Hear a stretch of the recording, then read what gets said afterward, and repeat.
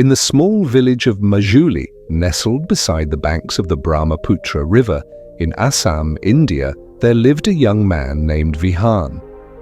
His name, meaning dawn, suited him perfectly. Quiet, unhurried, but always starting something new. Vihaan lived with his mother in a small, thatched cottage. His father had passed away during a devastating flood when Vihaan was still a child.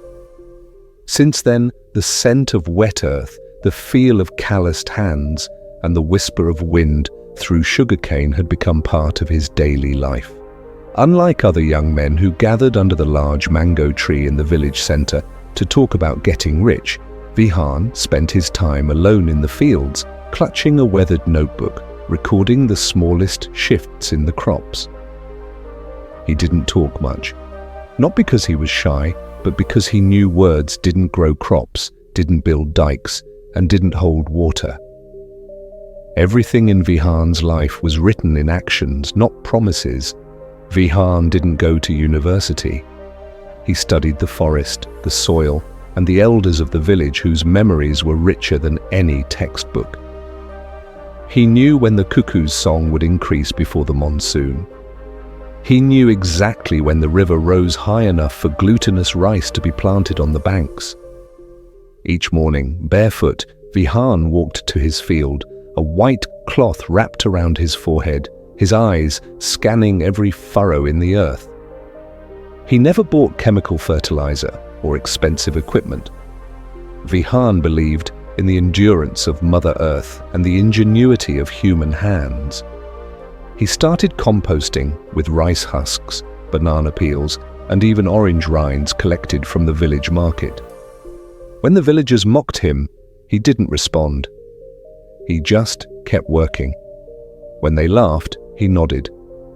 But one day, his field remained green and thriving through a harsh dry spell, without any fertilizer. Then they came to ask. He simply replied, "A tree doesn't need praise. It needs to be understood." That year, the dry season arrived early. Wells dried up. Irrigation canals cracked. Many villagers rushed to sell their land, migrating to Guwahati or even as far as Bengaluru for work. Vihaan stayed. Quietly, he dismantled his fences and tapped into an underground stream he had been digging since the year before, a secret known only to him and his mother. They called him eccentric, but his mother knew her son never did anything for applause. After 3 months, while the village baked under a sunless sky, Vihaan's fields remained lush. The mango tree behind his house began to blossom even before the rains came. Children from the village started gathering near his farm, eyes full of curiosity and admiration. Vihaan was invited to speak at the local agricultural university to share his ecological farming model. People expected a scientific lecture. But when he stepped onto the stage, he only smiled, pulled a small pouch of soil from his pocket and said, "I didn't bring a presentation, I brought soil. It taught me everything." The auditorium fell silent.